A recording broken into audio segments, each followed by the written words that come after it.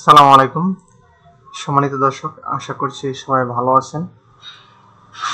আজকে আমি আপনাদের যে বিষয়টি দেখাবো সেই বিষয়টি হলো কিভাবে একাধিক পিডিএফ ফাইলকে একটি পিডিএফ তৈরি করবেন। অনেক সময় আমাদের এই কাজটা অনেক প্রয়োজন হয়, যেমন একটি ফাইলে হয়তো বা সেভ করা হয়ে থাকে, সেই ফাইলগুলি একটি পিডিএফ করার প্রয়োজন হয়। প্রথমে একটি ব্রাউজার ওপেন করে নেবেন।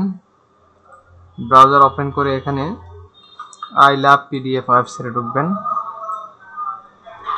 ilovepdf.com এই ওয়েবসাইটটির মাধ্যমে আপনি একাধিক পিডিএফকে একটি পিডিএফ তৈরি করতে পারেন। এখানে মার্জ পিডিএফ,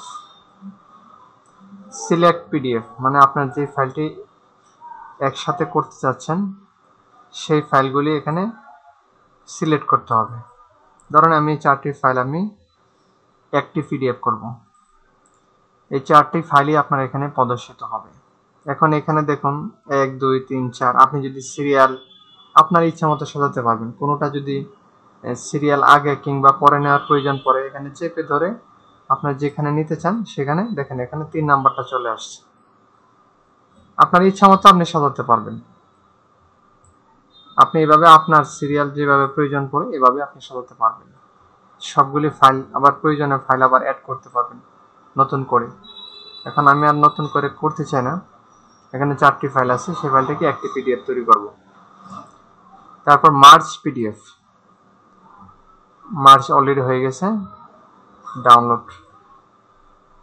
আপনার চারটি ফাইলকে একটি পিডিএফ তৈরি করা হলো। এই ফাইলটি কোথায় পাবেন? আপনি ডাউনলোড করলে ডাউনলোডও পাবেন। দিস পিসিতে ক্লিক করে ডাবল ক্লিক করে ডাউনলোড অপশনে পাবেন আই লাভ পিডিএফ।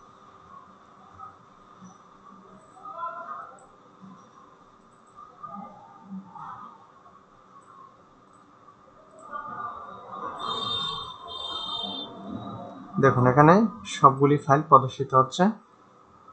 এখানে মোট চারটি ফাইল আছে, চারটি ফাইল ছিল, চারটিকে একটি পিডিএফ তৈরি করা হলো।